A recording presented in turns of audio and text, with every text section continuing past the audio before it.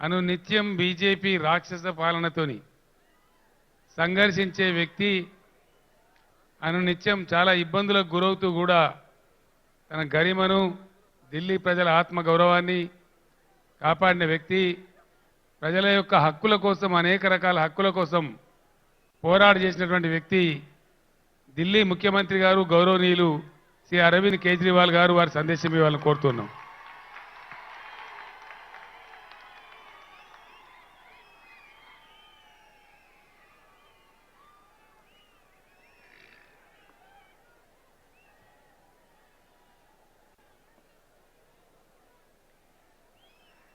मंच पे बैठे हुए हमारे बड़े भाई तेलंगाना के मुख्यमंत्री श्री के चंद्रशेखर राव जी,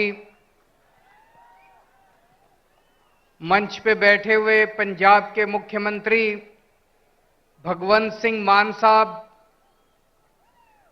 उत्तर प्रदेश के बेहद लोकप्रिय नेता और पूर्व मुख्यमंत्री श्री अखिलेश यादव जी, सीपीआई के जनरल सेक्रेटरी डी राजा साहब, मंच पे बैठे हुए अन्य सभी गणमान्य लोग और यहां पे इतनी भारी संख्या में आए हुए मेरे सभी प्यारे बहनों, भाइयों, माताओं, बुजुर्गों, बच्चों, आप सब लोगों को मेरा नमस्कार, सबको मेरा प्रणाम। सबसे पहले राव साहब को मैं बहुत बहुत शुक्रिया अदा करना चाहता हूं। आज मुझे तेलंगाना बुलाने के लिए उन्होंने आज दो बहुत महत्वपूर्ण कार्यक्रमों में हमें शामिल होने का मौका दिया और उसके बाद आप लोगों से बातचीत करने का मौका दिया। मुझे नहीं पता आप लोगों को पता है कि नहीं पता कि आपके मुख्यमंत्री ने आज एक बहुत शानदार कार्यक्रम शुरू किया है। आपकी सब लोगों की आंखों का चेकअप कराया जाएगा। तेलंगाना में 4 करोड़ लोग रहते हैं, 4 करोड़ लोग। सब लोगों की, बच्चों की, बूढ़ों की, आदमी की, औरत की, इस धर्म की, उस धर्म की, अमीर की, गरीब की, सब लोगों की आंखों का चेकअप केसीआर साहब मुफ्त में कराने जा रहे हैं। उस कार्यक्रम का आज शुभारंभ हुआ। जिसकी आंखों में डिफेक्ट मिलेगा उसको मुफ्त में दवाई दी जाएगी। जिसे चश्मे की जरूरत होगी उसे मुफ्त में चश्मा दिया जाएगा और अगर किसी की आंखों में ऑपरेशन करने की जरूरत होगी तो उसका मुफ्त में ऑपरेशन किया जाएगा। शानदार प्रोग्राम है कि नहीं है?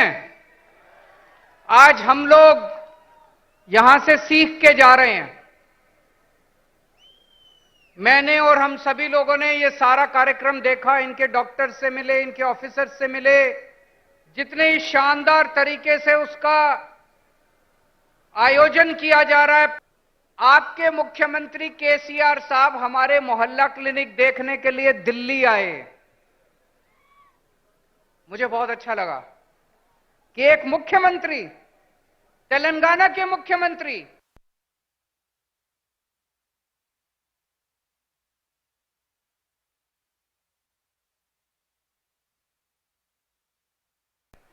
मोहल्ला क्लिनिक दिखाने ले गए।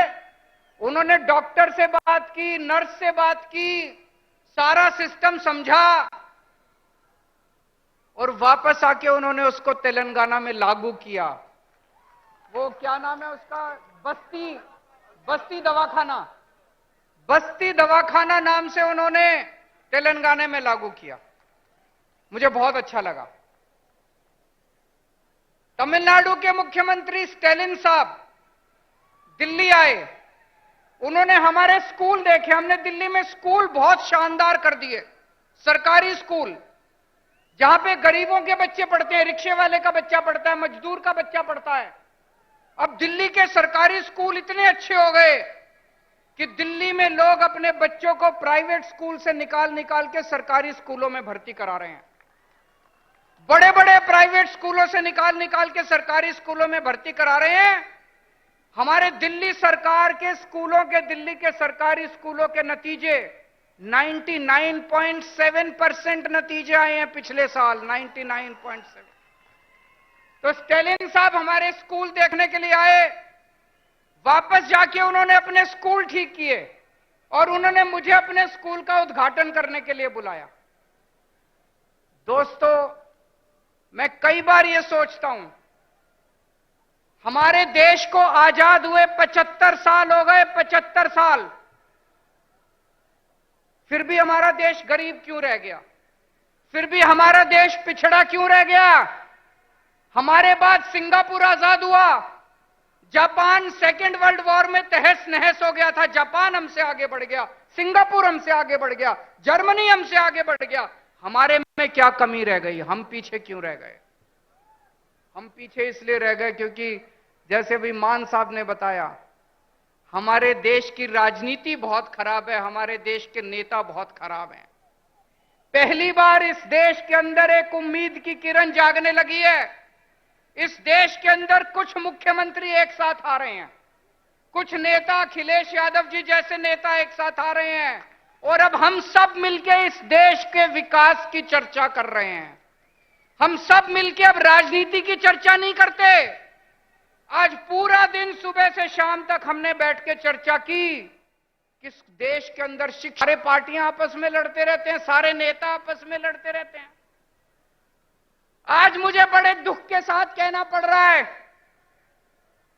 अभी अभी कई सारे वक्ताओं ने कहा तमिलनाडु का गवर्नर तमिलनाडु की सरकार को तंग कर रहा है, तेलंगाना का गवर्नर राव साहब को तंग कर रहा है, दिल्ली का गवर्नर मेरे को तंग कर रहा है, पंजाब का गवर्नर मान साहब को तंग कर रहा है। ये गवर्नर तंग नहीं कर रहे, मोदी साहब तंग कर रहे हैं। गवर्नर तंग नहीं कर रहे, गवर्नर को बेचारे को क्या लेना देना। गवर्नर को तो बड़ा सा बंगला मिल गया, आलीशान गाड़ी मिल गई, एयर कंडीशन माहौल मिल गया, नौकरी मिल गई, 5 साल ऐश करने के लिए आता है गवर्नर। गवर्नर को क्या लेना देना? दिल्ली से फोन आता है, राव साहब को काम मत करने दो, अड़चन अड़ाओ, आता है कि नहीं आता है? दिल्ली से फोन आता है, भगवंत मान को काम मत करने दो, अड़चन अड़ाओ। मोदी साहब का फोन आता है, केजरीवाल को काम मत करने दो, अड़चन अड़ाओ।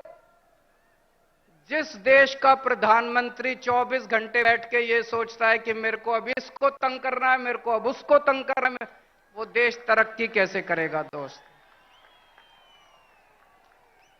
आप में से कौन कौन बेरोजगार है? जरा हाथ खड़े करें, जो जो बेरोजगार है, जो जो अनएम्प्लॉयड है।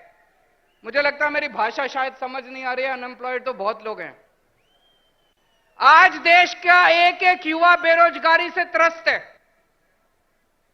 हमारे प्रधानमंत्री को बेरोजगारी से कोई लेना देना नहीं है। वो 24 घंटे बैठ के ये सोचते हैं मैं किस मुख्यमंत्री को तंग करूं, किसके ऊपर मैं सीबीआई छोड़ूं, किसके ऊपर मैं इनकम टैक्स की रेड डलवाऊं, किसके पीछे मैं ईडी छोड़ूं। आज पूरे देश के अंदर इतनी महंगाई हो गई है, एक आम आदमी को अपना घर चलाना मुश्किल होता जा रहा है, अपने बच्चे पालने मुश्किल होते जा रहे हैं। लेकिन देश के प्रधानमंत्री को महंगाई की, बेरोजगारी की कोई चिंता नहीं है।